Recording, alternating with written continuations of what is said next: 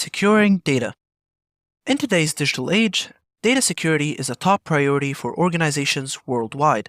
As threats continue to evolve, so too must the strategies and techniques used to safeguard valuable data. In this lesson, we're going to jump into the various methods used to secure data, including geographic restrictions, encryptions, hashing, masking, tokenization, obfuscation, segmentation, and permission restrictions. First, geographic restrictions. Geographic restrictions, also known as geofencing, involve setting up virtual boundaries to restrict data access based on the geographic location. This method can help organizations comply with data sovereignty laws and prevent unauthorized access from high-risk locations. For example, if all my employees are located within the Americas, I can simply ban any login requests originating from Asia or Africa, as my users can never be logging in from those locations. Second, encryption. Encryption is a fundamental data security method that transforms readable data, plain text, into unreadable data or ciphertext using an algorithm and an encryption key. Only those with the corresponding decryption key can revert the data back to its original form. Encryption is crucial for protecting data at rest and data in transit. Third, hashing. Hashing is a technique that converts data into a fixed size of numerical or alphanumeric characters, known as the hash value. Unlike encryption, hashing is a one-way function. Once data is hashed, it cannot be reversed or decrypted. Hashing is often used to store sensitive data like passwords, and it's also used to check the integrity of files. Next up, masking.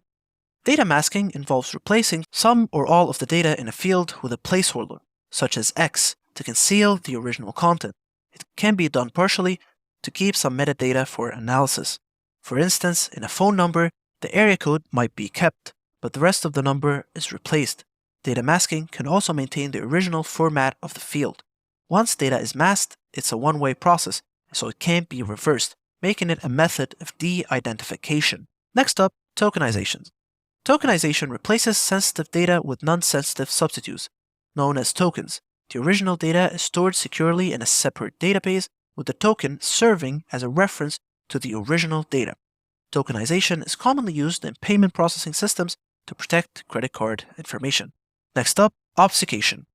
Obfuscation involves making data unclear or unintelligible, making it difficult for unauthorized users to understand. This can involve various techniques, such as encryption, data masking, and the use of pseudonyms. Next up, segmentation. Segmentation involves dividing a network into separate segments, each with its own security controls. This means that even if a cybercriminal gains access to one segment, they cannot move laterally to other parts of the network. This limits the potential damage of a breach. Finally, permission restrictions. Permission restrictions involve defining who has access to specific data and what they can do with it. This is often managed through access control list or role-based access control, often known as RBAC, by limiting access to only those who need it. Organizations can significantly reduce the risk of internal data breaches. So, in conclusion, securing data is a tedious but rewarding process that requires a combination of techniques tailored to an organization's specific needs and the nature of the data they handle. By implementing a robust mix of geographic restrictions, encryption, hashing, masking, tokenization, obfuscation, segmentation, and permission restrictions, organizations can protect their valuable data assets from both internal and external threats.